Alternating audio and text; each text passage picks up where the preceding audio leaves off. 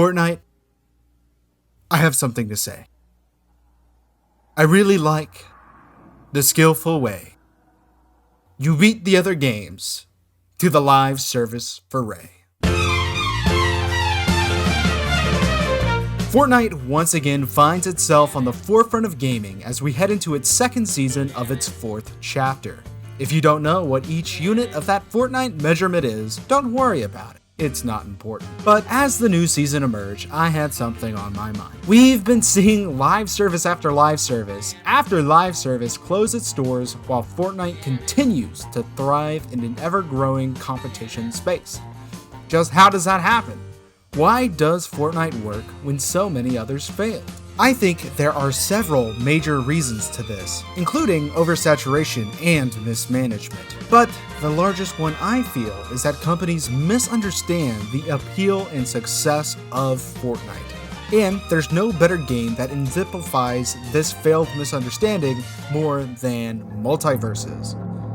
Something that was touted as the second coming of Christ to Smash players and casuals alike, but now is floundering in a pool of its own slobber. But at one time, I truly loved Multiversus, and part of me still does. So let's use this comparison as a means to illustrate the problems holding the game back, and what can be done to solve it. Live services don't keep retention just based off of it existing. To properly do such a thing, a live service needs to have the following things: rewards for commitment, a strong gameplay hook, and a revolving door of content. How many times do we see someone try to replicate the live service format and not meet one of these, if meeting any at all? I think having a game as a live service isn't an innately bad thing. Most of the time, yeah, it is, and I'd rather a company just not do that at all than run the high-risk, low-reward route of jumping into the high-maintenance girlfriend phase of running a live service. But just to spill my bottle of water of opinions into the Atlantic Sea, here's some of the secret sauce that other games are missing, in my opinion. Too many games these days come strutting into the place wanting all of the time you can give it, without compensating the player properly for their loyalty. Fortnite is intentionally designed to be a revolving door of content and experiences. They changed the environment, the combat, the mobility, and much, much more to constantly keep its players refreshed, all while having standalone experiences to bring people back. When companies see how Fortnite is constantly thriving, they don't see that aspect of its success. It's always some interpretation of, oh, we need to make the players grind for a cool item, or, oh, we need to go free to play, then just only update the game with stuff the player has to pay for. Very little do these big companies see that Fortnite's engagement is built off of both rewarding the player for continual commitment and actually having new content to back it up. If a game tries a seasonal content structure, most of the time it'll have something new once a month and leave the game dormant after only a few days post-update. Now, let's bring the Warner Bros. Beaten dead horse into this. Recently, they held a Valentine's event in their game.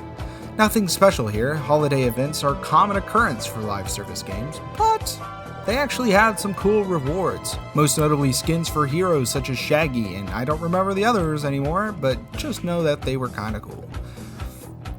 This got players such as myself perked up and excited to reopen the game, but upon arrival, I was greeted with jack squat to do. The gameplay just didn't offer anything new or enticing to diversify its existence more than the last time I played. It was just the same old beaten dead horse, but this time, there was a nice box of chocolates next to it. Sure, a Shaggy skin sounded nice, but I wasn't gonna tread through dirt and mud and play Ricks and Mortys for days on end just for that.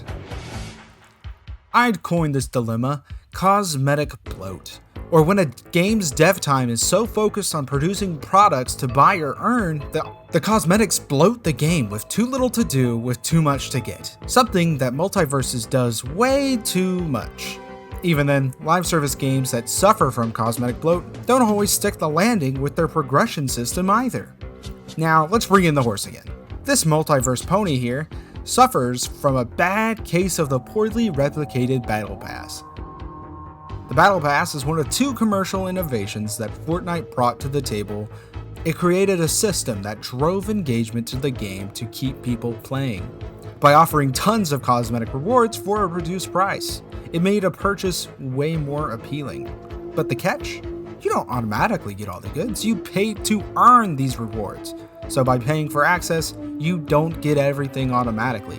Instead, you play the game to earn more rewards, meaning not only did the devs make money, they incentivize players to keep playing their game, and if they keep playing their game, they're going to get more opportunities to make more money. So that's pretty simple, right? It's just an affordable cosmetic pass that makes up for its discounted price by increasing playtime. Apparently not, because it seems that every other interpretation of the system falls into at least one pitfall that makes it either less consumer friendly or just straight up lame. One of the most common and frustrating pitfalls is the lack of premium currency. My favorite part of the Fortnite Battle Pass is the fact you get V-Bucks in it. In fact, if you complete it entirely, you can make more V-Bucks than you actually spent. So, you can make enough currency to repeat the purchase next time. It is such a pivotal role in the Battle Pass's appeal that it was the only reason I ever spent money on Fortnite. The allure of making my money back and then some sent me down the path of Fortnite gaming. But despite that, it seems like most imitations of the Battle Pass lack that simple attribute, meaning that next season, you'd have to cough out more real-world money to ride the cosmetic item roller coaster. And doing repeat purchases is less and less appealing with time, especially when the game in question is less fun with time. But that's enough bickering about looks, let's talk about the hooks. Fortnite is, as aforementioned, constantly changing and evolving. It's hooking its players with new locations, weapons, mechanics, modes, and practically nothing about this game is nailed to the floor. Almost everything at one point has been changed or switched out. This is to keep the game fresh and engaging, as well as manipulate FOMO, which I will talk about further, but this guy right here did it better than I ever could. So go check out their video if you want to hear about Fortnite capitalizing on people's fear of missing out. Meanwhile, all this change is happening within a single season of the game. Multiversus, on the other hand, in Season 2 has released one new map and one new character. That concludes additions to Multiversus Season 2. If you're going to try and monetize and treat your game like a live service, you might as well back it up with actual content. Because if your goal is to get people to keep spending money, it's hard to get them to spend money on a game that's not even interesting to play. Now that we've properly beaten a dead horse into death again, let's dive into some things that can make it no longer double or singularly dead. Diversified playstyles. Currently, I think Multiversus character design has been largely unique and unreplicated elsewhere in the genre. But that said, every new character since launch has included way too many campy projectile playstyles. LeBron, Gizmo, Black Adam, Stripe, Rick, Morty, and the Martian all have some sort of set play zoning, and having the same archetype for that many times in a row is draining. Make it a mission to include a new swordy, brawler, support, and tank before you even think about adding another character with more than one projectile in their kit again. This will help make new characters feel actually fresh and unique, and not dig the BS projectile meta hole any deeper than it seems to be already. Rework the Battle Pass. At the bare minimum, make it where you can earn premium currency in it. Sure, you'd lose some purchases, but the people who complete the Battle Pass are the dedicated players. And if not, will become one. And the dedicated players are the one who buys cosmetics from the item shop. So reward them for their dedication so they stick around longer and give you more money in the process. Also, make a system when making the Battle Pass to not give the same characters new skins each time. Season 1 and 2 gave both Bugs and Tom and Jerry skins, making half of the second Battle Pass skins feel freaking redundant. Which, especially for freaking Tom and Jerry, they're both fucking detectives. Who did that? Who allowed you to do that? Huh? Who did that? Huh? Then lastly, communicate. If Player First Games can say what they are doing and stick with it, they'll waste less of everyone else's time. For some reason, this dead horse just can't talk. Player First Games can't even mutter out a single ounce of upcoming content unless it's a delay. I'm not saying that you need to tell us absolutely everything, but putting a little walkie-talkie next to this dead horse that says, hey, we are currently working on 2 new characters and 3 new maps for the next season would suffice most people, including myself. It would provide hype for the game, along with convince me that whatever is going on behind closed doors isn't just a bunch of 20-something-year-olds with their heads on fire. Then wrap all this stuff up in a bow and give it as a gift for a new season. And if you're really wanting to bring back the other 99% of players, hold an event that properly rewards and entices returning players to get their foot in the door, while also showing new content and systems to actually make them want to stick around this time. Anyways, that concludes my thoughts about Multiversus. Hey guys, I saw from the future here. I just wanted to update about my thoughts and feelings about Multiversus, especially regarding them entering a closed session now, like ending the open beta. That said, my new updated opinion is that it is the greatest plat fighter of all time, even better than the GOATs like Rivals of Aether, Smash Ultimate, and Slap City. Multiversus is the best of all time, gone way too soon. There is nothing wrong with the game. I know I just spent a lot of time complaining about the game, but I'm actually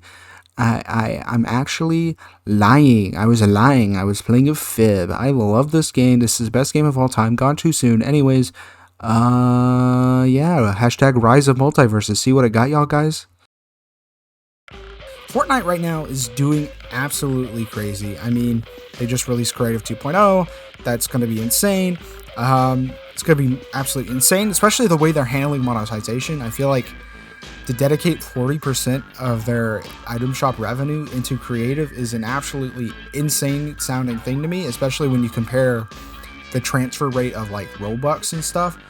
Like, if Fortnite is dragging the community up with itself in a way like that, I am totally behind it. I don't care. Anyways, what do you think? If you think Multiversus is dead, please like, comment, subscribe, and tell me down below how dead the game just is. And if you don't think it's dead, if you think that it never even died and that everybody still loves it and kisses it goodnight and tucks it into bed, also like, comment, and subscribe. I don't care. Just like, comment, and subscribe if you liked what I had, if you liked... Just like, comment, and subscribe if you liked what I had to say and you want to hear me say it more. Eyesore, signing out.